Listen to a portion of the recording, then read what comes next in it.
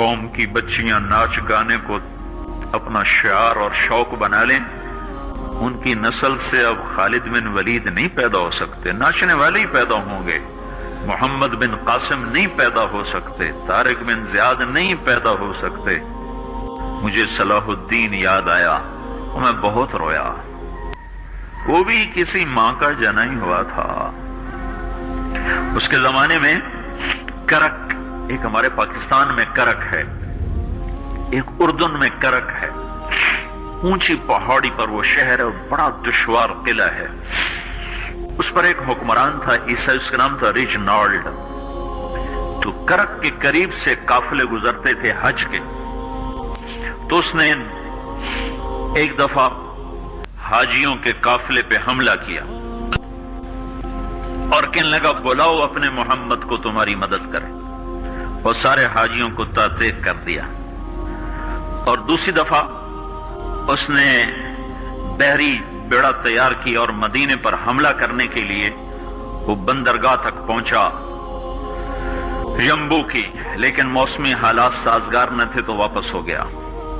تو حطین کی لڑائی ہوئی ہے فلسطین میں، جس میں سارا یورپ اپنی طاقت کے ساتھ میدان میں اترا تھا، اور اذا تنہا صلاح الدین ایوبی رحمت اللہ علیہ اکیلا اس لشکر سے ٹکرایا تھا، اور انہیں اس میں ساری رومن امپائر کو شکست ہوئی تھی، تو بڑے بڑے بادشاہ اس میں گرفتار ہوئے، تو اس میں ریجنالڈ بھی گرفتار ہو کے آیا۔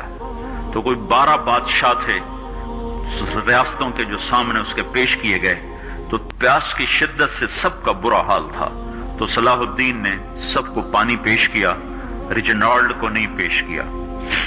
تو یروشلم کا جو بادشاہ تھا ہمفرے، اس نے اپنا پانی بچا کے اس کو دیا۔ تو صلاح الدین نے کہا یہ پانی تو دے رہا ہے، میں نہیں دے رہا ہوں۔ اسلام میں یہ ہے جب کسی کو پانی پلا دو تو اس پہ تم ہاتھ نہیں اٹھا سکتے، یہ امن کی نشانی ہے۔ تو صلاح الدین نے فوراً اسے کہا یہ پانی تو نے دیا، میں نے نہیں دیا۔ تو پھر انہوں نے ریجنالڈ کو اسلام کی دعوت دی کہ تو مسلمان ہو جا، میں تجھے دعوت دیتا ہوں۔ اس نے انکار کر دیا، کہا میں نہیں ہوتا۔ تو انہوں نے کہا میں نے تیرے قتل کی 2 دفعہ قسم کھائی تھی۔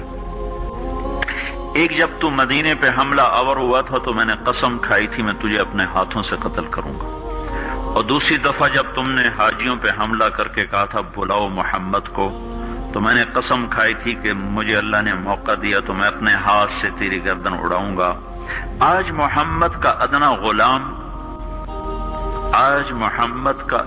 غلام تیری اس بات پر یہ فریضہ ادا کرنے کے لیے آ رہا ہے، اور اپنی تلوار سے اس کی گردن اڑائی، وہ پیچھے لٹک گئی، پوری نہیں اڑی، پیچھے لٹک گئی، خوفناک منظر بن گیا۔ تو سارے بادشاہوں پہ کپ کپی طاری ہو گئی۔ تو صلاح الدین فرمانے لگے ہمارے مذہب میں یہ نہیں ہے، بادشاہوں کے ساتھ ہم بادشاہوں جیسا ہی سلوک کرتے ہیں، پر یہ حدود سے آگے چلا گیا تھا۔ اب مجھے یہ قصہ بھولا ہوا تھا، مجھے انہی حادثوں میں، انہی ہنگاموں میں وہ یاد آیا، تو بعد تنہائیوں میں بیٹھ کے بے بسی کے آنسو بہہ جاتے ہیں، اور اس کے سوا کوئی چارہ نہیں ہے۔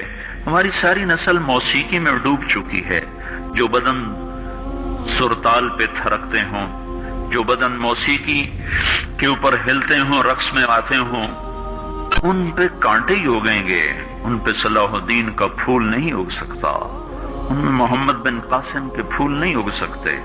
بانجھ ہو گئی ہے ہماری نسل، اور یہ یورپ کا سحر ہے جو چل گیا ہے، ہماری بے بسی ہے، ہماری بے بسی ہے۔ میں تو بس منت ہی کروں گا اپنے آپ کو پہچانو، اپنی ہستی حیثیت کو پہچانو، اپنی نسبت بدلو۔ تمہاری نسبت یورپ کے ساتھ ہو کے اگر موت آئی بے قیمت ہو جائیں گے، اگر مدینے والے کی نسبت مل گئی تو حضرت فاطمہ کے دائیں بائیں تمہیں بھی کھڑا کر دیا جائے گا، حضرت خدیجہ کے دائیں بائیں تمہیں بھی کھڑا کر دیا جائے گا۔ یہ چند دن ہیں، صبر کر لو، گھٹ گھٹ کے مر جانا ہی بیٹیوں کی روایت ہے۔ مشرق کی بیٹی اس نے گھٹ گھٹ کے مرنا ہی سیکھا ہے۔ ہاں، یہ آزادی، یہ آوارگی، یہ مغرب کی عورت کا خاصہ ہے۔ اور 18ویں صدی تک مغرب میں بھی کوئی عورت ایسے ننگی نہ تھی، اور گھر کی زندگی تھی۔ اس ویڈیو کو شیئر کریں اور مزید ویڈیوز کے لیے ہمارے چینل کو سبسکرائب کریں۔ شکریہ۔